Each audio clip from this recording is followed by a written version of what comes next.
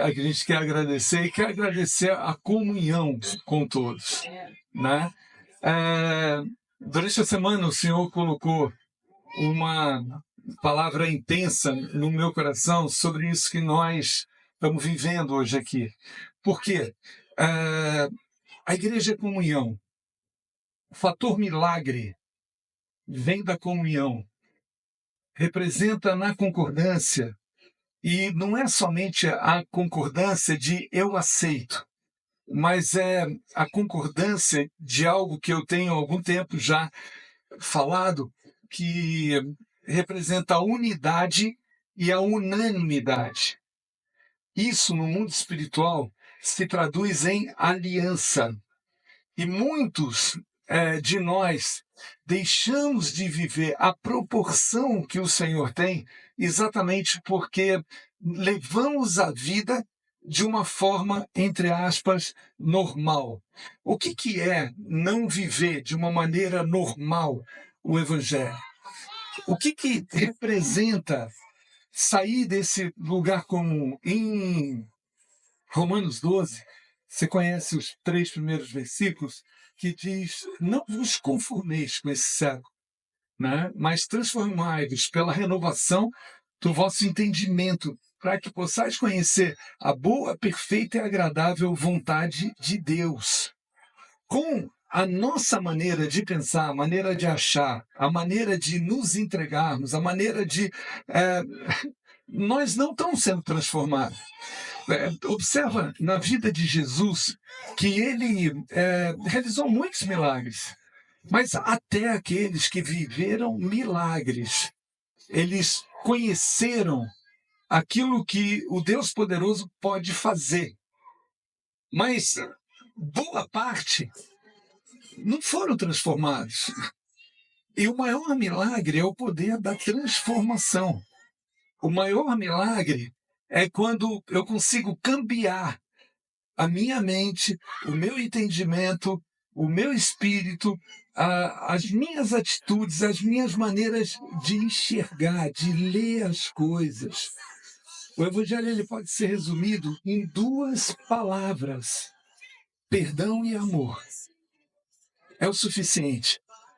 E quando uma pessoa ela tem essa experiência com o perdão e com o amor, mas não só naquilo que Deus manifestou, porque Deus amou o mundo de tal maneira que deu seu Filho unigênito, para que todo aquele que nele crê não pereça, mas tenha a vida eterna. Mas não é só o que eu posso conhecer do amor e do perdão de Deus para a minha vida. Aí entra o que Deus deseja que na transformação a gente possa viver, que é conviver, nos relacionarmos com o poder da aliança, dessa aliança, perdoando e amando as vidas. Eu não tenho que amar e perdoar só aquele que reconhece que fez alguma coisa e me pede perdão. O perdão eu entrego antes que caia a ficha da pessoa. Só que o grande privilégio sempre será nosso. E às vezes a gente acha, não, a pessoa é um pastor, é um bispo, é alguém que tem, mas muitas vezes pode não conhecer a profundidade desse relacionamento com Deus, não que não conheça Deus, não que não seja servo de Deus, mas pode não conhecer, por não abrir o seu entendimento, deixar ser transformado, renovado por Ele, para conseguir manifestar, expressar esse amor que recebemos dele e esse perdão que recebemos dele. Onde isso se encaixa com a gente? Muitas vezes nós... Sabe, a pessoa, desculpa, é uma expressão chula, né? Mas aquele relacionamento que para você não fede nem cheira. É forte essa expressão, mas ela é real, né? Ou seja, o que significa? Eu não dou importância. Não significa nada para mim. Se a pessoa quiser falar, fala. Se não quiser falar, não fala. Tipo assim, não estou nem aí. Quando a nossa atitude, ela precisa ser exatamente ao contrário. Eu preciso ter zelo, cuidado renascer igreja da família, porque ela cuida da nossa família nas várias frentes, vários ministérios, mas é igreja da família porque o Senhor nos permite conhecer esse mistério. Primeira vez que nós chegamos lá em São Paulo, na igreja árabe ainda, aquilo que mais me impressionou, mais me chapou, né? A palavra do apóstolo, a palavra da bispa Sônia, nós não estávamos na igreja ainda, mas acima da palavra, que era sempre muito ungida, muito chocante, eu via esse amor deles por Deus, ilimitado, e pelas vidas. O apóstolo e a bispa não saía de um culto, do final de um culto, sem aguardar a última pessoa que queria ou dar um abraço ou que queria ser ministrado. E isso nos traz um entendimento de que eu falei que muitas vezes nem bispo, nem pastores podem não alcançar isso. Por quê? Qual foi o homem que se diferenciou pela fé, a fé que ele expressou, demonstrou para o Senhor Jesus? Qual foi esse homem que demonstrou isso de uma maneira tão radical que Jesus falou: jamais vi fé como essa em Israel? E é impressionante. Ele incluiu Maria, sua mãe, que foi quem viveu a revelação de que o Filho de Deus nasceria, incluiu os discípulos, incluiu João Batista, incluiu todo mundo. E fez essa referência a quem? A um centurião. Só que esse centurião, ele chegou de maneira radical, de maneira completamente entregue. E ele pediu para Jesus curar um servo dele. Jesus falou que iria até a casa dele. Ele falou: não precisa, apenas um comando teu é o suficiente. Aí a resposta: vamos pensar como tem sido a minha vida e qual é a resposta que o Senhor tem dado para a minha vida.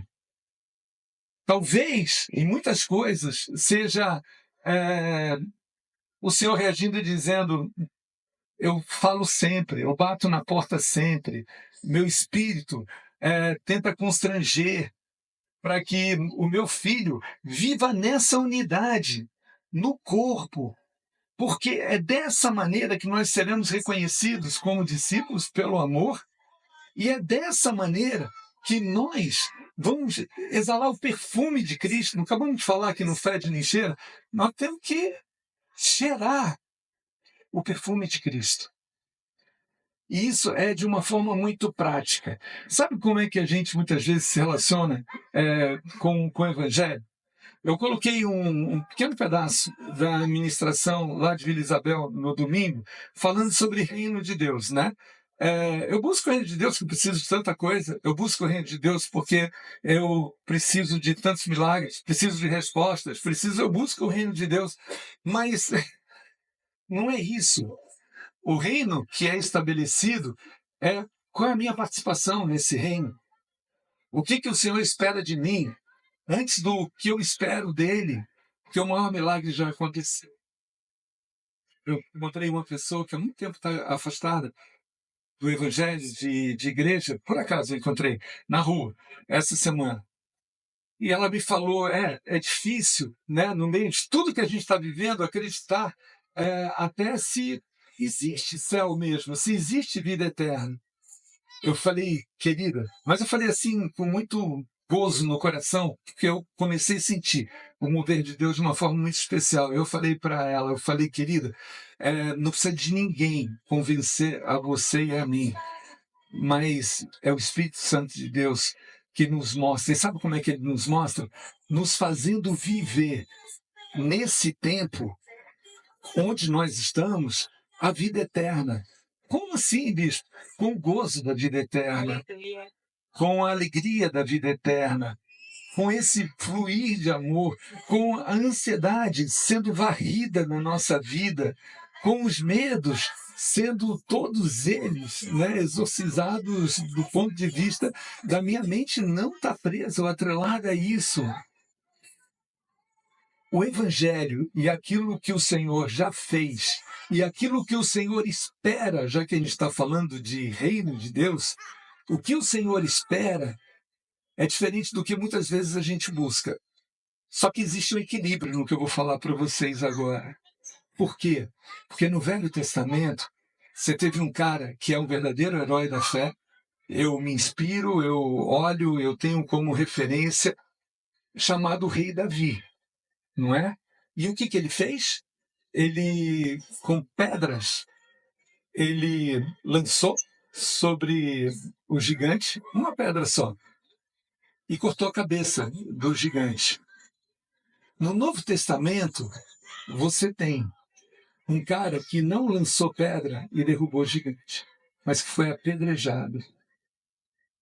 E que na atitude dele, o céu se abriu. Ele pôde enxergar o céu aberto, mas o céu aberto não estava aberto por causa de Estevão só. O céu estava aberto porque o Senhor falou: belo testemunho, filho. Porque com esse testemunho, o coração de Saulo, vocês estão ouvindo do outro lado? O coração de Saulo foi impactado. E quando Jesus fala com ele, logo a seguir, no caminho de Damasco, Saulo podia ter a resposta para todas as indagações, porque ele olhou para o rosto de Estevão e ele não viu angústia, medo, desespero, ele olhou e viu a reação de um homem transformado, de um homem que demonstrava um gozo, um prazer, que quem olha, vê Jesus à destra de Deus Pai, com o céu aberto, toda certeza, né, não vai reconhecer, vai dizer: eu achei que saí ganhando, eu estou perdendo aquilo que aquele cara tem. E quando Jesus fala com ele, Saulo se transforma em Paulo, se transforma no maior apóstolo. No maior apóstolo. Você sabe, o Velho Testamento, você teve um profeta, que esse profeta, ele viveu lutas, mas honrado por Deus, ele sobe ao céu numa carruagem de fogo. Quem foi? Elias. Não é forte isso? No Novo Testamento, você tem um profeta que foi confundido, inclusive, com Elias, e que não viveu e subiu numa carruagem de fogo no plano humano, no plano do que os nossos olhos veem. Mas João Batista teve a sua cabeça cortada. O que a gente efetivamente acha que é o Evangelho? Eu posso garantir para vocês: o Evangelho é poder de Deus para a salvação de muitos. O Evangelho é poder de Deus que cura, que liberta, que transforma.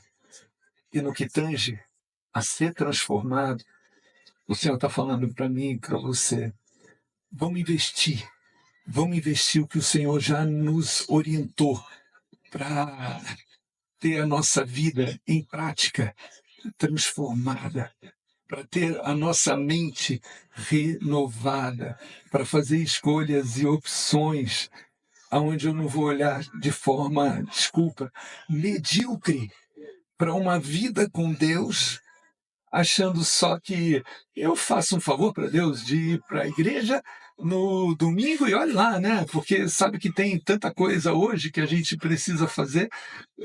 O Senhor ministrou tão forte. Algumas semanas eu reparti isso na Renascer Zona Sul, mas o Senhor falou muito forte, muito alto. O ímpio está lá fora, gritando por desespero e pedindo para ser alcançado. As pessoas estão em situações que são situações de UTI. A visão que Deus me deu num culto que eu estava, numa quinta-feira, com pouquíssimas pessoas, o Senhor me deu essa visão de uma fila para a embarcação que levava ao inferno. E o Senhor falou: olha para essa fila, vê se você não reconhece muita gente. Vê se você não sabe exatamente quem são essas pessoas. vizinhos, pessoas que eu nunca abri a minha boca e falei do evangelho para ela, falei do amor de Deus para ela.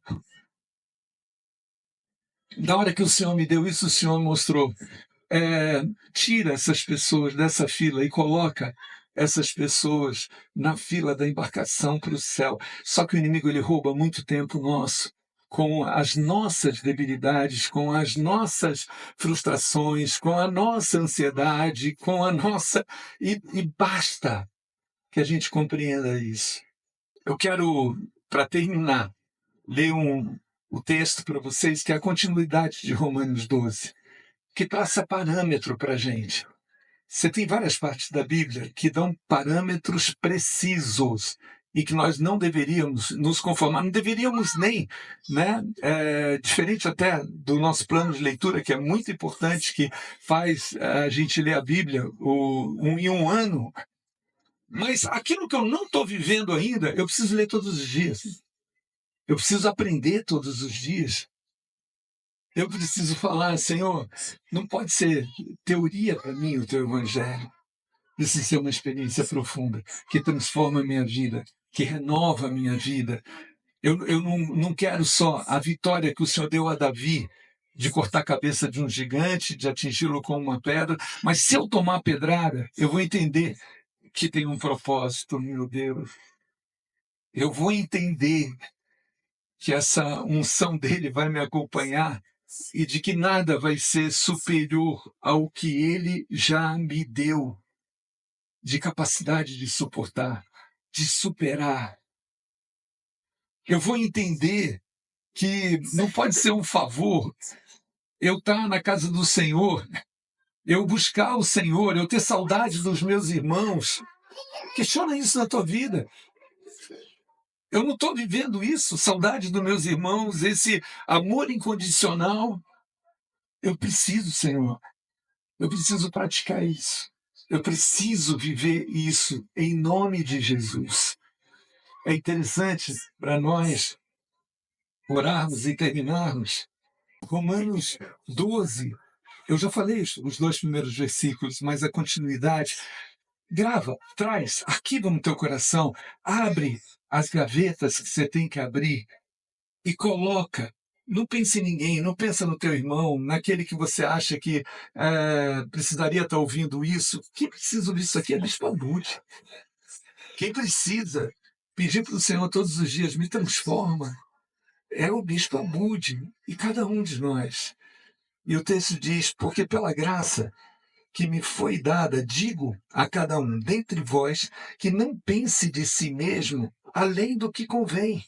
Antes, pense com moderação, segundo a medida da fé que Deus repartiu com cada um. Ou seja, não seja soberbo, não te enxerga como superior a ninguém, nem por causa de um crachá, nem por causa de argumentos.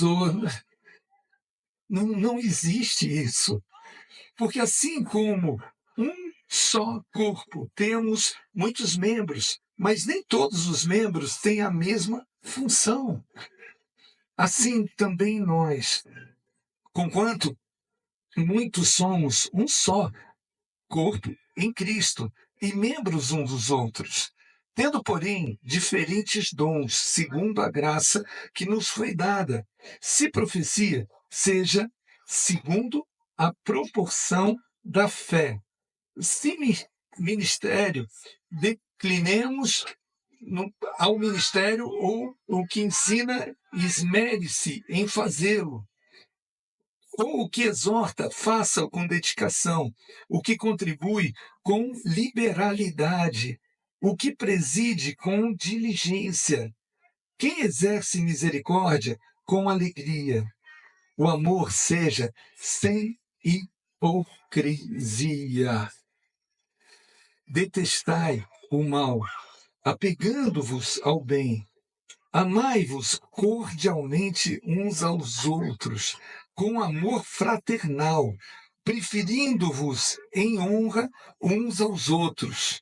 No zelo, não sejais remisso, Sede fervorosos de espírito, servindo ao Senhor, regozijai-vos na esperança, sede pacientes na tribulação, na oração, perseverantes, compartilhai as necessidades dos santos, praticai a hospitalidade, abençoai os que vos perseguem, abençoai e não amaldiçoeis os que vos perseguem.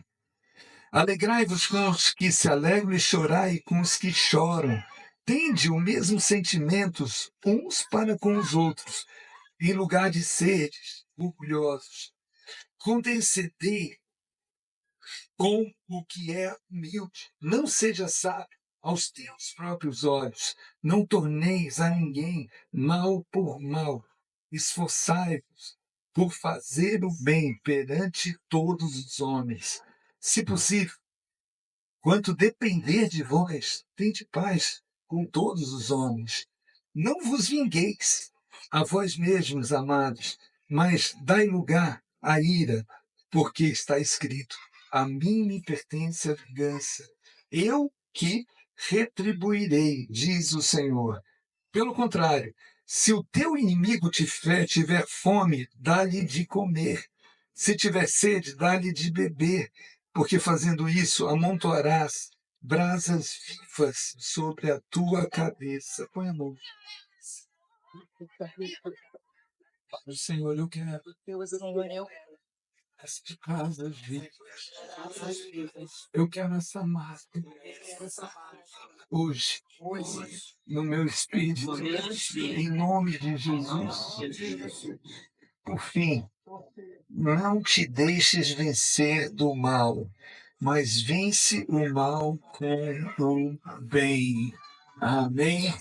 Em nome de Jesus. Eu vou pedir para você permanecer sentado. Mas dá a mão à pessoa que está do teu lado sentado. Ele chora de gozo no Senhor por oportunidades como essa, da gente viver um novo patamar de comunhão entre nós, um novo patamar de comunhão com Deus, um novo patamar de comunhão com a Igreja de Jesus Cristo. Eu oro, Senhor, agora, eu peço que caia por terra todo o ostracismo, todas as frustrações que esfriaram a tua vida, e esse amor pelo Senhor, pelo teu próximo, pelos perdidos lá fora, que a gente possa hoje desconstruir tudo aquilo que a gente achava que certo, ou que a gente tinha argumentos, que a gente tinha álibis, justificativas, explicações, que a gente abra mão disso e que a gente viva a profundidade desse mergulho que vai nos fazer ter o perfume de Cristo. Ter o perfume de Cristo. Nisto conhecereis quem sois os meus discípulos, se tiverdes amor uns pelos outros. Que a tua vida, a minha vida, em todos os lugares onde a gente for, possa constranger a Saulos dos dias de hoje. Canta.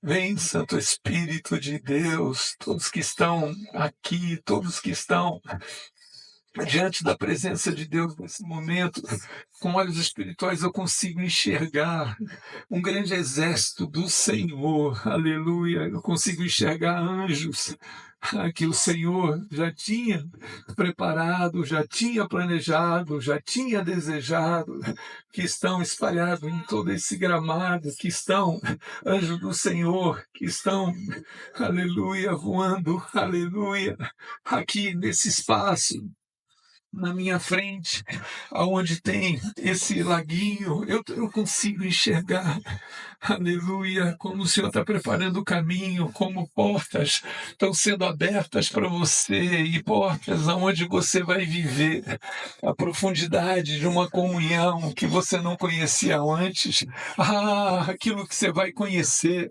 de uma relação tão intensa, tão grande de amor, tão em aliança.